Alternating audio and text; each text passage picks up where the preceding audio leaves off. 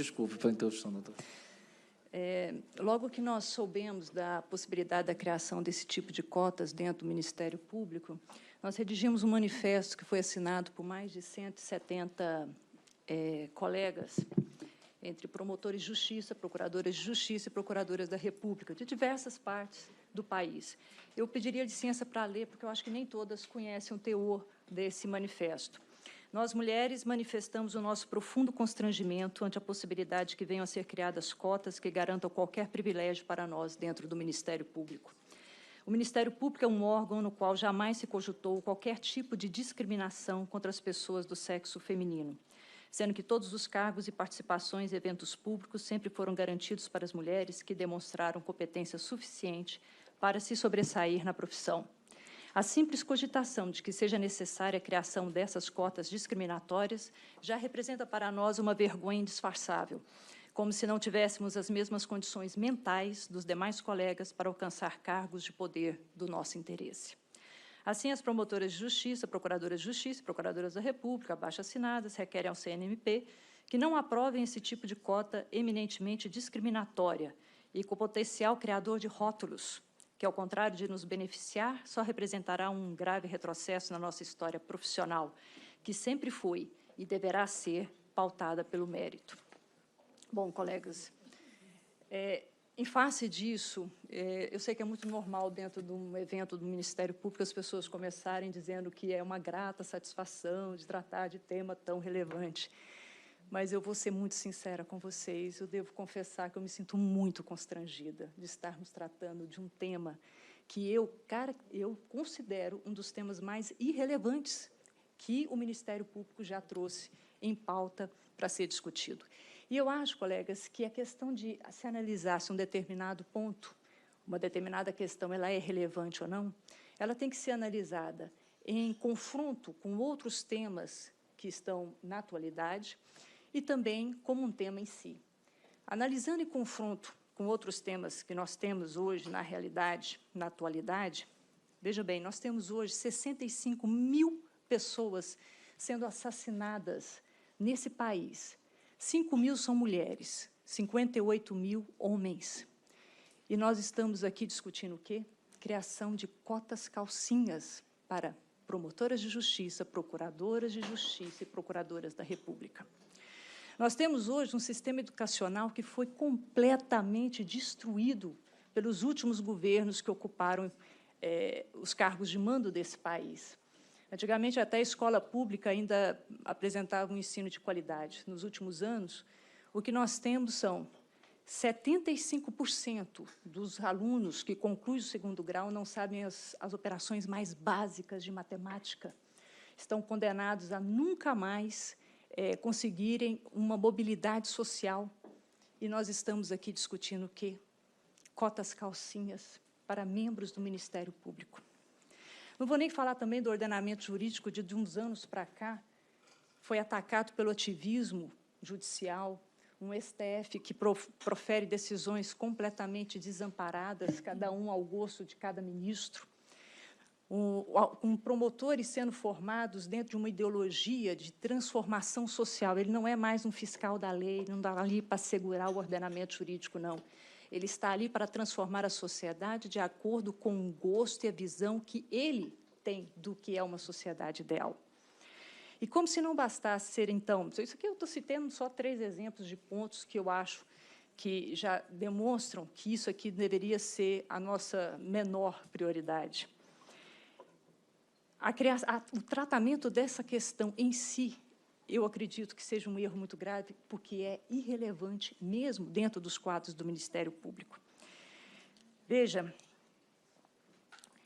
os fatos comprovam, não tenho como negar que hoje as mulheres ocupam todo e qualquer cargo de poder dentro do Ministério Público. Nós temos uma doutora Raquel Dott ocupando o mais alto cargo do Ministério Público da União. O Ministério Público do Distrito Federal, até usei essa expressão, parece que causou um certo constrangimento, mas existem tantas promotoras ocupando cargos na administração do MPDFT.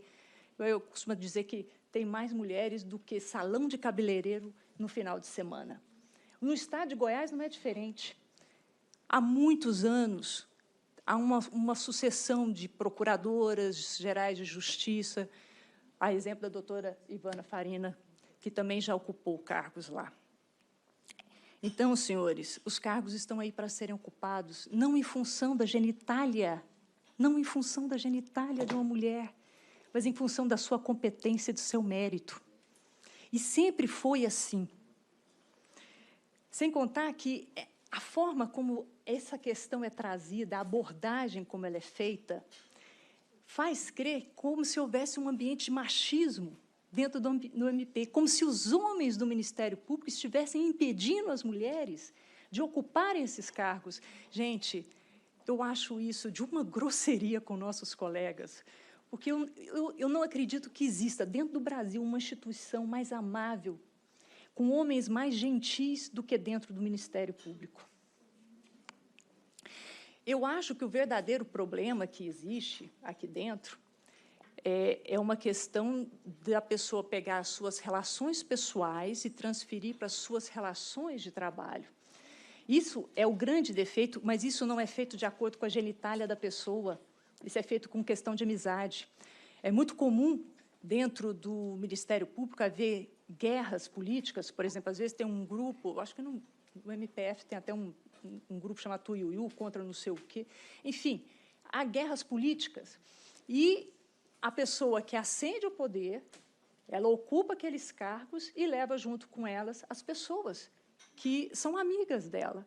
Não significa que são necessariamente as que merecem ocupar aquele cargo que tem mais competência, mas é por uma relação de amizade. E isso não tem nada, absolutamente nada, a ver com machismo ou com genitália do membro do Ministério Público. Nas falas de alguns colegas que fizeram exposição aqui anteriormente, eu senti um desejo de totalitarismo, um desejo enorme de controle de todas as formas de vida. Nós temos que tomar cuidado, porque o burocrata ele tem muito esse desejo de controle. Um minutinho.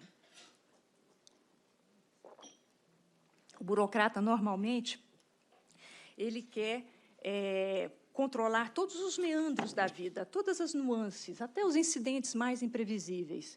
Mas isso é impossível, colegas. Há inúmeros aspectos que devem ser considerados e que deve ser respeitada a vontade de cada um. Há mulheres que preferem 1000 vezes cuidar de filhos do que vir dar uma palestra no Ministério Público, estabelecem a família como prioridade.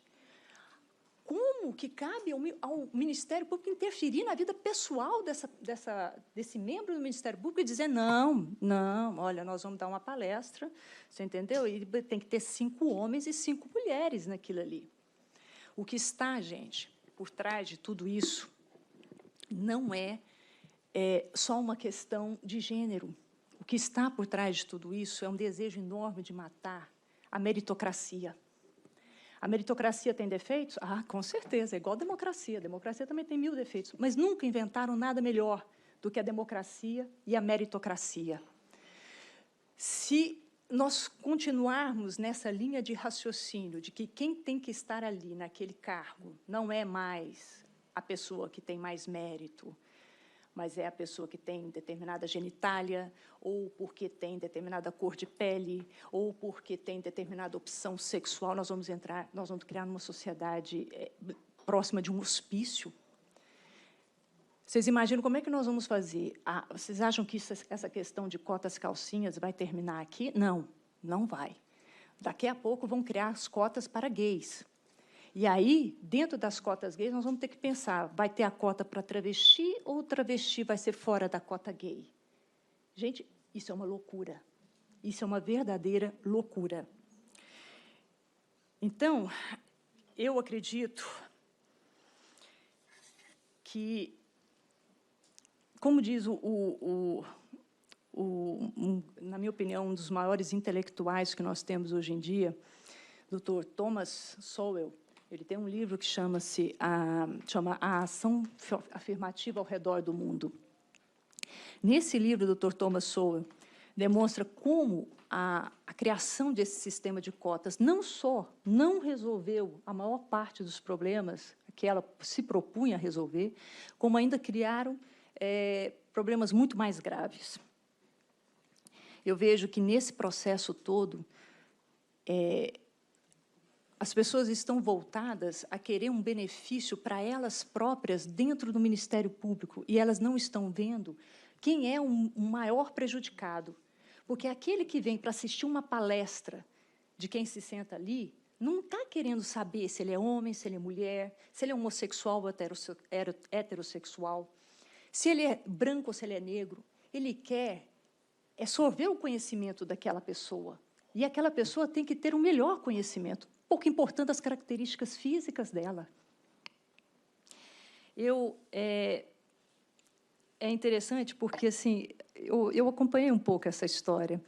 Década de 70, década de 80, nós tivemos mulheres tão corajosas, gente, que tinham que enfrentar maridos tão autoritários. E elas saíam sozinhas, dentro de um carro velho, porque, naquela época, nós não tínhamos, o salário não era um salário bom. Elas saíam nos seus carros velhos, em direção às suas comarcas, e não tinha ar-condicionado, né? Chegavam lá com o cabelo em pé, com o pó da estrada, os olhos vermelhos de chorar, coração esmigalhado, com a lembrança dos filhos que ficaram chorando no portão de casa, que elas só voltariam a ver no outro final de semana. Elas iam armadas apenas com a sua enorme dignidade. Não tinha nem homem, nem assombração que enfrentasse uma mulher dessa, não. Eu conheço essa história porque eu fui uma criança chorando no portão. E essas mulheres, gente, elas pavimentaram uma estrada para nós. Era uma estrada de terra, elas colocaram asfalto. Elas plantaram árvores e agora é uma trajetória assombreada. E como é que nós estamos nos comportando? Não quero gastar a sola do meu sapato. Eu quero uma cadeira de roda, quero sentar aqui, que alguém me empurre até o final dessa estrada. E eu considero isso uma desonra muito grande para a história de nossas antepassadas. E eu gostaria de finalizar pedindo ao CNMP que não aprove a criação desse tipo de cotas, senhor conselheiro, porque eu entendo o seguinte: se as colegas do Ministério Público, que foram talhadas para enfrentar criminosos violentos, graves ameaças de morte, se essas mulheres não conseguem sequer demarcar o seu espaço dentro dessa amabilíssima instituição que é o Ministério Público, futuramente nós vamos ouvir alguém perguntando se nós realmente somos capazes de promover justiça numa sociedade tão problemática quanto a sociedade brasileira. Colegas, era só isso que eu tinha a falar. Agradeço a oportunidade, peço desculpas, eu não vou poder continuar, doutor, porque eu não estou de licença, eu tenho que correr lá para o meu trabalho, mas eu agradeço muito a oportunidade de ter podido